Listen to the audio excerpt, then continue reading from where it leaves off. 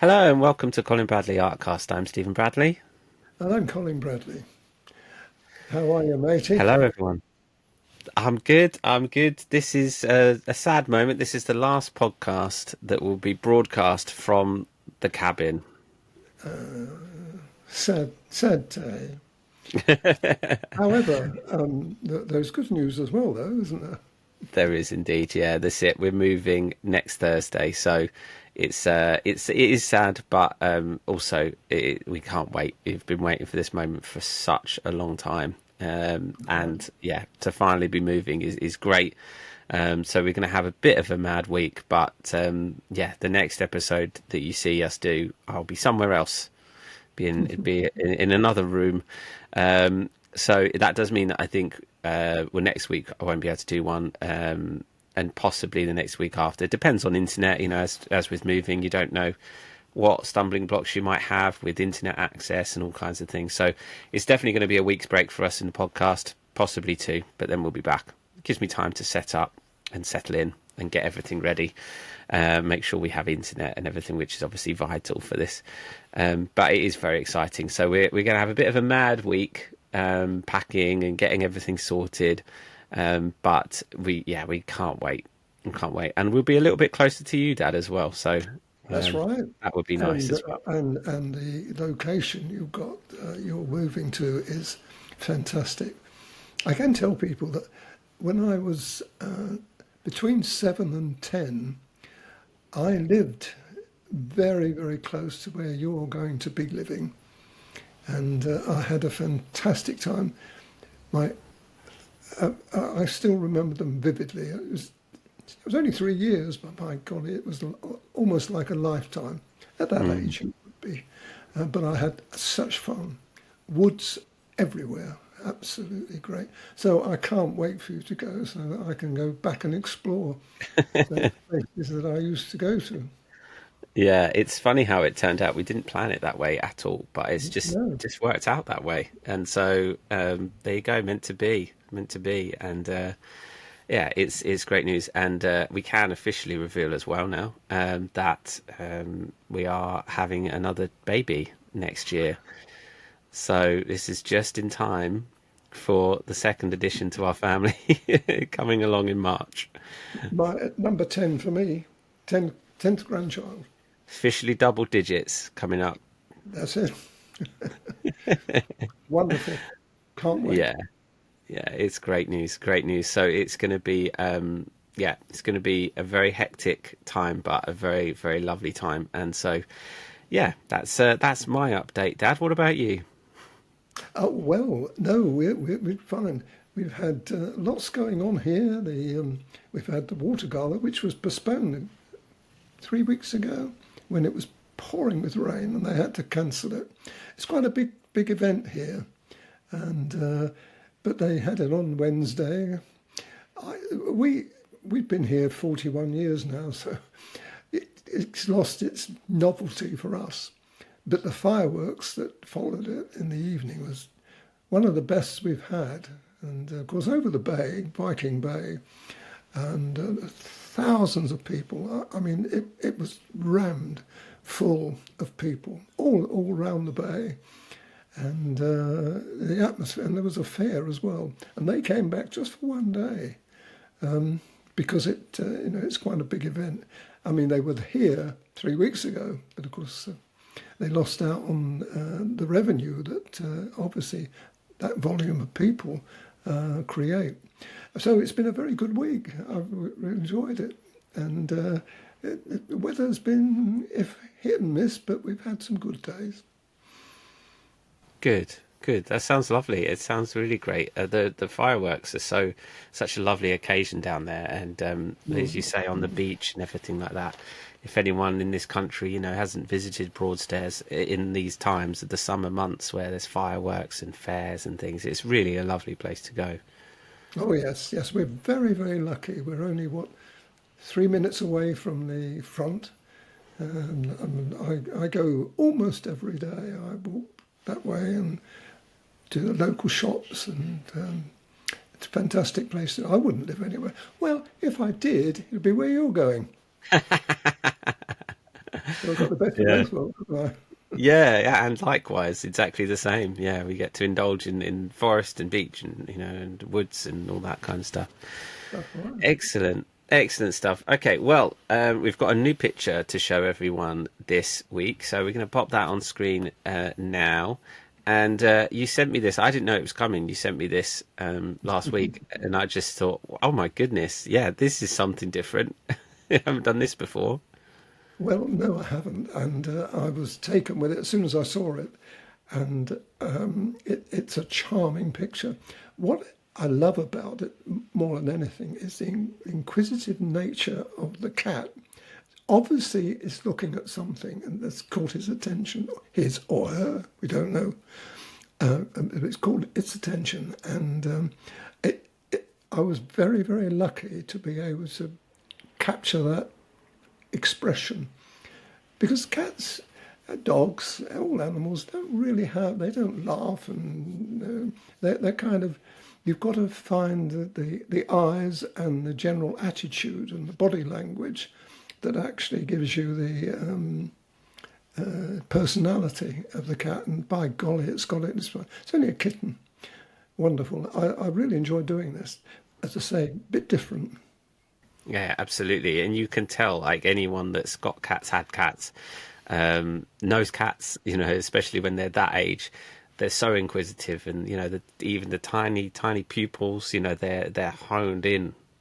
This cat is honed in on something, and it's just completely fixated. So it immediately transports you to that moment, and That's you know right. what's going on. And the other thing Um, about it is the cat's eye. I did change ever so slightly. The cat's eye. It did look as though it was looking down more than actually straight out. So I did a little bit of magic there and caught the eye, obviously looking at something in the garden. I imagine it's a garden, but that was very pleasing for me. was there a collar on the picture on the kitten, or was there no collar? There's no collar. No, didn't have a collar. No, no, I didn't put it. Well, I would have put it if I'd seen it. I probably would have put it on, but no, there was no collar on it. So obviously quite a young kitten, I imagine. And maybe didn't want to let him out, but he's obviously, or it is obviously wanting to go out by the attitude of the cat. Let me out. Yeah, absolutely. The interesting setting as well. I don't think you've put a cat in this kind of setting before, with a window frame. There's different textures there. There's wood.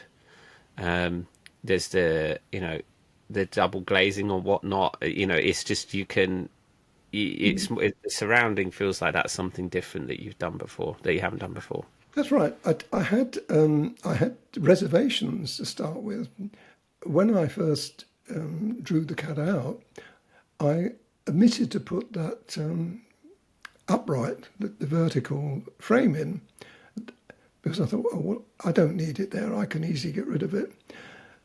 But on reflection, and I thought, no, hang on, I've got to have it there because it gives first of all the impression that it is a window, and secondly, I felt it fitted in very well with the attitude of the cat, almost like a support act for it. So I was very pleased in the end that I actually did include it. So and I love doing that as well. It's like everything else. When you've got cat fur or animals, you've got to exercise the techniques to create that feeling that you get. And then on the other hand, you've got the wood and the inanimate object, which doesn't have that. So you've got to be quite cute in being able to work the two things. But I did make sure that it was soft. It wasn't a hard colour. The danger with something like that is you can put too many lines in, and you can make them look too, what can I say, sharp, for want of a better word. And so I had to soften them But that's nice and easy with the colour shaper. Yeah, and there's this. I always look when we do these podcasts, and I kind of look more analytically at the picture and a little bit more detail, and point out things that maybe aren't immediately obvious. And those things are, as we talk about in every picture, the shadow, the subtleties of shading that you've done, and shadow. And I think especially on this one, where you've got right at the bottom, the back paws, back feet, you've got just that little bit of darkness to just give that little bit of shadow, that three-dimensional grounding of the cat as well. Mm. I will And bring it. the picture itself, the photograph itself, was quite a lot bigger. And I do, right at the beginning of this, I cut that down and showed people how I can trim it down.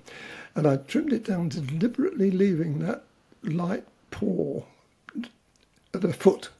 You know, he's got 2 feet, he has. And I deliberately left that light paw in because it gives it a little focal point. I could have cut that out, but I don't know, I leave that in. And those small things like that help to support the whole thing. And so there's small things like that I find fascinating to do. The other area which is very similar to that is the front paws on the window frame, and you've just put a little bit of shadow, a little bit of darkness under that right paw there again to give it some grounding. And those are the little details that I think, when people watch this, if they want to see how you've done that and they want to just skip to that section, that feels like a very useful tool technique to use in your own pictures. It wasn't there. It was more in shadow. The shadow of the paw that's nearest to us overshadowed that area. So it didn't actually have that light. And you're quite right. I thought, no, we've got to have that light there because first of all, it's a bit like the paw or the foot at the bottom. You've got something to focus on, something that catches an eye. So I did spend a little time on getting it right. And I thought, well, I've lost some of the shadow, but you can do that with by putting that shadow in. It would have spoiled, I think, the framework of that section there. But by putting it in, you do get that little bit of extra. It is small things, but they're great to do. They're great to see. So it just shows you can alter a photographic reference quite easily. If you know, you've got to have confidence, I think, to know that you can get away with it. Yeah, absolutely. They also just to also bring people's attention to, because I think that we don't have many examples of this, is that ginger fur merging with so many other colours on the top of the head. And I feel like this is going to be very helpful for people that are doing cats of similar colours, because this does feel like a unique colour combination. Let's talk about that, how you got those dark colours in with those oranges to stop it being muddy. Well, it's one of the things that attracts me. When I'm looking at a picture or photographic reference, I look at it and I see all those small things. I think, oh, that would look nice. That would be good. I like the contrast between the dark. I love that little dark area that frames the ear. So either side of it, you've got the white and you've got the orangey tones. Those give you a lot of pleasure when you actually come to do that. Of course, you don't put the dark in straight away. You put the greys in so that you have a softening effect of that dark. But that was very pleasing to do that. And the other colours, yes, the orangey tones, again, you got to, when you work out your colour balances, you've got to work out the cool colours and the earth colours. I've spoken to that before, and you've got to make them all work for you. You can't have clashes of colour, otherwise it won't work. So by selecting the cool colours, that's the cool greys, everything else went along with that. Now, what is interesting is when you've got the the fur, particularly the dark fur at the bottom part of the picture, bottom left-hand side, you've got that dark, very dark fur. What do you do there? Now, you're looking at cool colours. Are you using the 181, which would be an obvious colour, wouldn't it? But I couldn't use that because if I'd used the 181, it wouldn't have worked with the slightly earthy colours on the top of the head. When I say the top of the, I should mean the top of the face, really, not the top of the head. So I had to find another colour that would work, and the one that I selected was 175. Now, 175 is an earth colour, so you kind of, will that work? Yes, it will, as long as you are mindful that the colours that you're using in combination with that are also supporting, and it works really well. It wouldn't have worked well had I used the 181 at all. So yeah, this is interesting, isn't it? These small things that I struggle sometimes. I'm not saying that I can just go off my top of my head. I have to think about it a little way, and then I do a little test piece to find out whether it works. And if it does, I carry on. But I'm sure people will find that fascinating. Yeah, absolutely. The last area that I want to talk to you about is the decision to leave the background sort of impressionistic. You know, there's clearly some. It's clearly, I imagine, high up. You know, looking down, because you've got the impression of greenery down there. But how detailed was the photo? And just talk about your choices for not putting anything through the window, you know, to draw the attention away. Oh no, you wouldn't do that. Well, no, the photographer who took this didn't focus on the detail through the window, but it wasn't like that. I had to manipulate that completely because it had. You can't, when you're taking a photograph, you can't go and change things. Oh, that doesn't work. I'll move that tree, or I'll move that shed over. You can't do that. You've just got to take it as it is. The best you can do on the photographic reference is to pull it out of focus so it doesn't interfere with the subject and the window frame. So that's fine. But artistically, you can do whatever you want. I decided to put something in the on the right hand side. People can make their mind up what it is. Could be a fence, could be a shed, could be anything. Doesn't matter. And the green was very important because that puts colour into it. But the green I used was the 172 and a touch of 170, which is Faber pencils. Not too much. You can't make it too green. You can't make it too obvious. So yes, I did change that dramatically, that area. But that's the benefits we have of being an artist as opposed to a photographer. A photographer would love to do that, love to have been able to do something like that with his camera. But technology isn't there yet. It's definitely it highlights the importance of not drawing away from the subject. You know, your decisions there in not to overstimulate the viewer with detail.